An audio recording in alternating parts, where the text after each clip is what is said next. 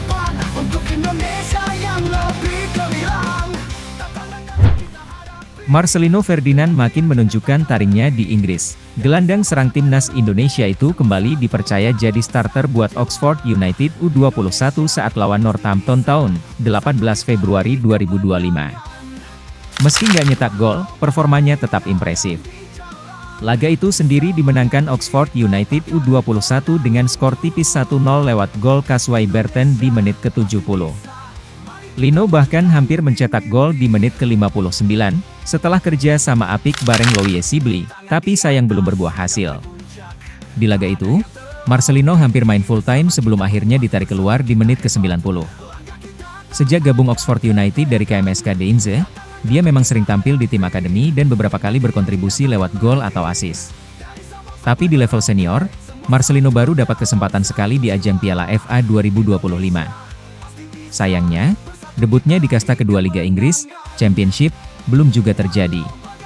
Sejauh ini, dia baru duduk di bangku cadangan 4 kali tanpa menit bermain.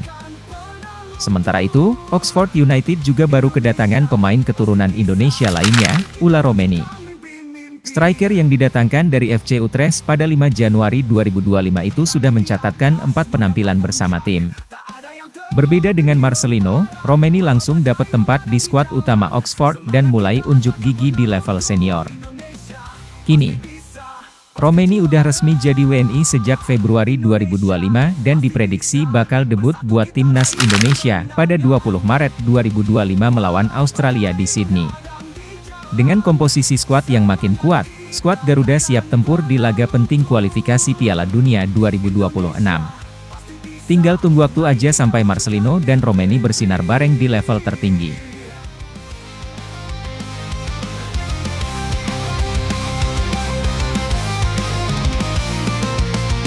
Indonesia pasti bisa, bersatu kita raih kemenangan.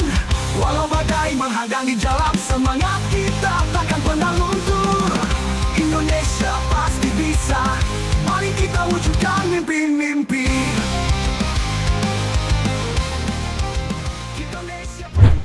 Musim 2024-2025 benar-benar jadi mimpi buruk buat Almere City. Klub yang diperkuat gelandang timnas Indonesia, Tom Haye, masih terjebak di zona degradasi Eredivisie. Dari 23 pertandingan, mereka baru bisa ngumpulin 14 poin, tertinggal 10 poin dari batas aman yang dihuni Heracles Almelo. Situasi makin genting, dan Almere harus segera cari cara buat keluar dari zona merah sebelum terlambat. Sayangnya, ujian berat justru menanti di pekan ke-24. Almere City bakal menjamu raksasa Belanda, Ajax Amsterdam, yang saat ini lagi memimpin klasemen sementara. Ajax yang diperkuat Jordan Henderson lagi on fire, dengan catatan 5 kemenangan beruntun di Eredivisie. Artinya, Almere butuh keajaiban kalau mau mencuri poin di laga yang bakal digelar di Stadion Yanmar pada 2 Maret 2025. Sejauh musim ini, performa Almere City bisa dibilang cukup mengenaskan. Dari 23 pertandingan, mereka cuma menang 3 kali. Pertahanan mereka juga jadi salah satu yang paling lemah di liga, dengan 47 gol bersarang ke gawang mereka. Hanya RKC Waalwijk yang lebih parah dengan 49 kebobolan. Dengan catatan itu, gak heran kalau Almere kesulitan keluar dari papan bawah. Laga lawan Ajax bakal jadi tantangan besar buat Almere. Kalau mereka gagal meraih hasil positif, peluang bertahan di Eredivisie bakal makin tipis. Tapi siapa tahu, bola itu bundar, dan kejutan selalu bisa terjadi. Sekarang tinggal lihat apakah Tom Haye dan kawan-kawan bisa bangkit atau makin terbenam di dasar klasemen.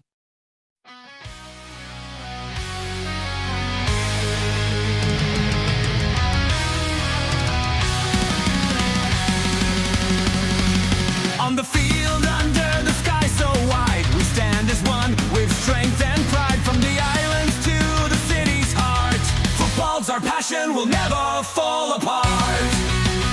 The crowd is roaring, feel the heat. Every pass, every goal, it's a beat. From Ace to Valley, we're united, strong in this game, we all belong. Rise up, Indonesia. Sandy Walsh memulai petualangan baru di Jepang. Bek timnas Indonesia itu resmi hijrah dari KV Mechelen ke Yokohama F. Marinos pada bursa transfer Januari 2025. Adaptasi Sandi berjalan mulus, bahkan dia langsung jadi salah satu opsi utama di lini belakang Marinos. Tapi sayangnya, klub barunya malah kena kutukan start buruk di J-League 1 musim ini. Dari 4 laga awal, Yokohama F. Marinos belum sekalipun merasakan kemenangan. Mereka cuma bisa meraih 3 hasil imbang dan sekali kalah, yang bikin mereka terdampar di peringkat ke-13 klasemen sementara. Terbaru, Marinos harus puas berbagi poin setelah ditahan imbang 1-1 oleh Shannon Bemara pada 1 Maret 2025. Padahal, mereka sempat unggul lewat gol bunuh diri lawan, sebelum akhirnya kecolongan di babak kedua. Sandy Walsh baru masuk di awal babak kedua di laga itu, tapi sayangnya, nggak bisa berbuat banyak buat membantu Marinos meraih kemenangan. Ex-pemain Zulte Waregem ini jelas butuh waktu buat benar-benar nyetel dengan tim barunya, apalagi tekanan di J-League lumayan besar. Fans Marinos tentu berharap Sandy bisa jadi tembok kokoh yang membantu mereka bangkit. Sebagai klub legendaris Jepang, Marinos punya reputasi mentereng dengan 7 gelar juara liga. Tapi musim ini, mereka harus segera menemukan ritme permainan kalau nggak mau makin tertinggal di papan klasemen. Sandy dan kawan-kawan jelas punya tugas berat buat mengembalikan kejayaan Marinos di J-League 1. On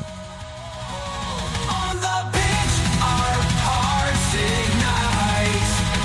We play with all our might tonight. We fight, we dream, we'll never stop. Our flag will fly, we'll rise to the top. With every goal, with every cheer, Indonesia spirit is crystal. Port FC nyaris kena batunya saat menjamu Nahon Ratchasima FC di Pat Stadium, Bangkok.